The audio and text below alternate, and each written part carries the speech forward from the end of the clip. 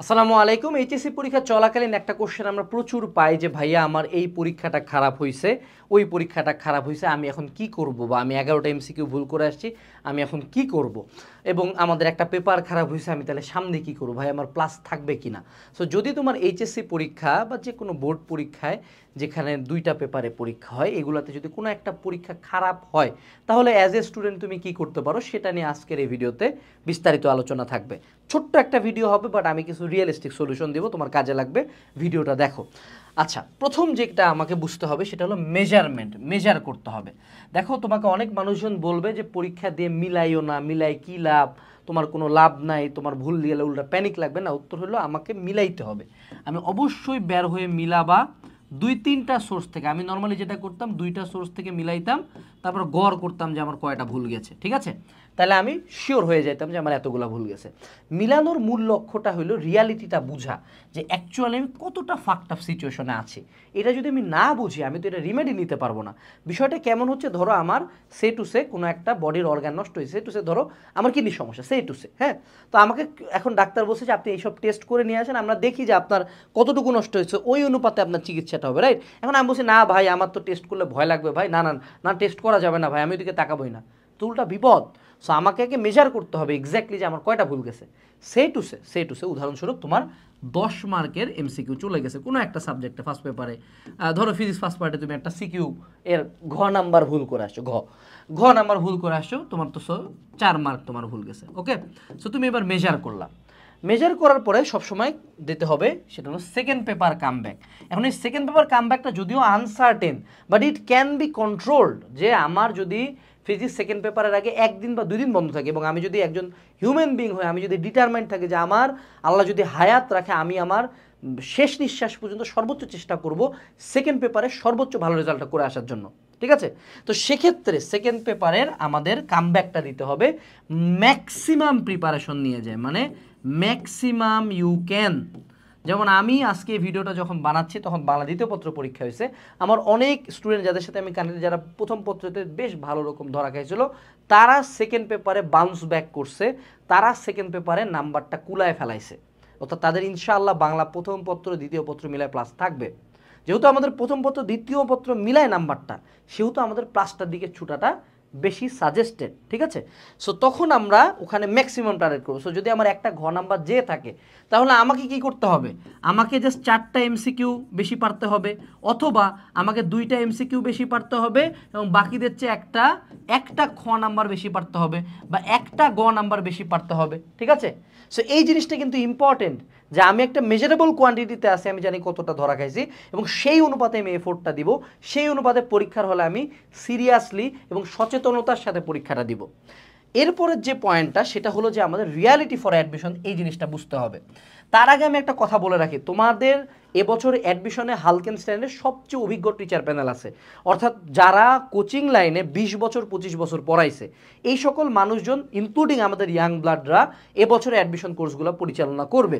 এবং তুমি যদি হালকেনস্টাইনকে গত কয়েকদিন যাবৎ ফলো করে থাকো, আমাদের প্রত্যেকটা কোর্স প্রত্যেকটা বই থেকে আমরা 75% আপ কমন দেই ইনশাআল্লাহ। এটা আল্লাহর অশেষ রহমত এবং আমাদের টিমের কর্মদক্ষতা।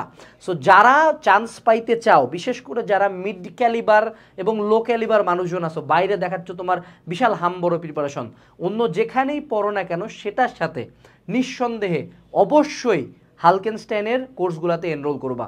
এই জন্য আমাদের অ্যাফোর্ডেবল দাম থাকে, কিন্তু কোয়ালিটি থাকে প্রিমিয়াম। আমাদের বইগুলো অ্যাফোর্ডেবল থাকে, বাট কন্টেন্ট থাকে প্রিমিয়াম। তুমি আর কিছু পাও না পাও আমাদের কাছে, তুমি একটা জিনিস গ্যারান্টি দিয়ে বলতে পারি, তুমি কমন পাবা। এবং তোমাকে যারা পড়াবে তারা মেলা বছরের এক্সপিরিয়েন্স, তারা এই জিনিসগুলোতে এক্সপার্ট। তো এটাতে তোমার এখন কোনো প্রি বুকিং কিচ্ছু করতে হবে না। আমি নিচে আমাদের হালকেনস্টাইন ফ্যামিলি ফেসবুক গ্রুপের লিঙ্ক দিচ্ছি, এখনই ভিডিওটা পজ করে গ্রুপে জয়েন দিয়ে রাখো। তোমার ফ্রেন্ডরা থাকলে ইনভাইট করে রাখো। গ্রুপে প্রচুর এক্সাইটিং বিভিন্ন পোস্ট করা হয়, আমাদের টিচারদের সাথে সরাসরি কানেক্ট করা যায়, কোশ্চেন করা যায়। সো একটা ফেসবুক গ্রুপ, অসংখ্য ফেসবুক গ্রুপে তুমি জয়েন আসো, যেগুলো অ্যাকচুয়ালি বোগাস মিম দেখার জন্য। অ্যাটলিস্ট একটা এডুকেশনাল ফেসবুক গ্রুপে জয়েন করো ভিডিও ডেসক্রিপশন বক্স থেকে। এখন আমরা যেটা নিয়ে কথা বলছিলাম সেটা হলো রিয়ালিটি ফর অ্যাডমিশন। দেখো, অনেকে আছে এই কোয়ান্টিটিটা মাপতে চায় না, যে আমি কতটা ফাক আপ করছি এটা আমি মাপবো না। এটাতে কোনো গেইন হয় না, বরঞ্চ উল্টা লস হয়। লসটা কি হয়, যেমন আমার অনেক স্টুডেন্টকে আমরা একটা সময় দেখছি যে ও ম্যাথে 10টা এমসিকিউ ভুল করে আসছে, ঠিক আছে, বা ফিজিক্সের পেপার 1-এও একটা সিকিউ মারা খাইছে, পেপার 2-তেও একটা সিকিউ মারা খাইছে।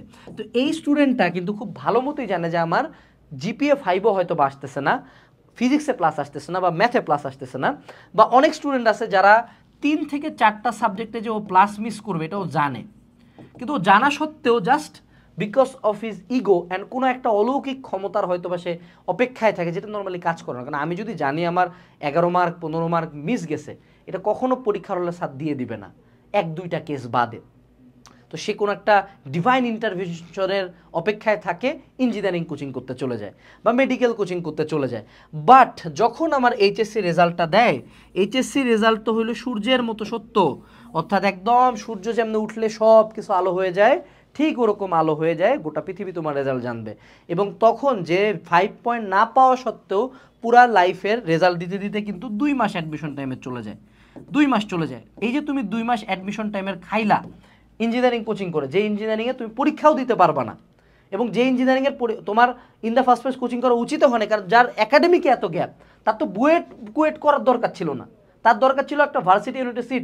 You could have gone for DU and got a seat there, but you chose to follow your ego. Then ধরা খায় তুমি দেখবা রেজাল্টের পরের দিন উদ্ভাসের অর্ধেক বেঞ্চ ফাঁকা। Don't be that guy. Reality এখানে তুমি মিলাবা, দেখবা যে কী অবস্থা তোমার। এইচএসসির রেজাল্ট দেওয়ার অনেক আগে বোঝা যায় আমি কতটা ধরা খাবো। অনেকেই ধরাটা মানে নিয়ে সুইচ করে ভার্সিটি ইউনিটে বা মেডিকেলে, বা ধরো ইঞ্জিনিয়ারিং বুয়েটে সে পরীক্ষা দিতে পারবে না, সে জানে, সে টার্গেট করে কুয়েটে একটা টপ নচ সাবজেক্ট লাগবে আমার, টপ 100 টার্গেট করে সে কুয়েটে, যেহেতু এমসিকিউ এক্সাম হয়, ইঞ্জিনিয়ারিং এমসিকিউ প্রিপারেশন বেশি করে নেয়, রিটেনটা একটু কম করে নেয়, কারণ সে জানে আমাকে কোথায় যাইতে হবে। কিন্তু অন্যরা ইগোর বশবর্তী হয়। সো পরীক্ষা খারাপ হইলে ইগোর বশবর্তী হবে না। তোমার এইচএসসি রেজাল্ট আলটিমেটলি কোনো দামও লাগবে না, তোমার মেইন লাগবে হলো অ্যাডমিশনের রেজাল্ট ভাই। এইচএসসি রেজাল্ট কেউ খেয়াল রাখবে না, ওই ধরো রেজাল্ট দেওয়ার পরে 7 দিন পর্যন্ত সর্বোচ্চ, তুমি তো আমাদের গ্রুপে জয়েন থাকলে দেখবে 7 দিন লাফালাফি, 7 দিন পরে কেউ নাই, ঠিক আছে। আচ্ছা, এর পরবর্তীতে সেটা হলো একসেপ্ট অ্যান্ড মুভ অন। ধরে নাও তুমি সেকেন্ড পেপারে রিডেমশন করতে পারলা না, উল্টা দেখা গেল সেকেন্ড পেপারে তুমি আরও 4 মার্কের কাটা খায় গেছো, সেক্ষেত্রে আসলে তুমি কি করবা? আমি তোমাকে আজকে একটা রিয়ালিটি বলি, যারা এইচএসসি রেজাল্ট নিয়ে খুব প্যানিক করতেছো, তোমাদের প্রত্যেকের 4th সাবজেক্ট আছে, ঠিক আছে। এই 4th সাবজেক্টে তুমি যত পয়েন্ট পাবা, পয়েন্ট হিসাবটা কিভাবে হয়, 80 পাইলে তো 5 পয়েন্ট, তাই না? এটা তো আমরা জানি।